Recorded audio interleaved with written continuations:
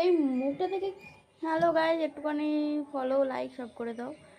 তোমাদের আর কি বলবো, এত মানে পাঞ্জাবি করতে করতে এত কষ্ট হচ্ছে সে বলার কথা। কোমরবিট আর আমার ননদ তো চলে গেল আমার বাড়ি। আর মুখটা কি বলবো, কি অবস্থা হয়ে যাচ্ছে আমার, দেখেছো? পাঞ্জাবি সেলাই করে করে করে করে, ঠিক আছে? পাঞ্জাবি কত করতে হবে মাত্র কিছু করার জন্য, যেন ঠিক মতো ভিডিও করতে পারছি না। কি খারাপ লাগছে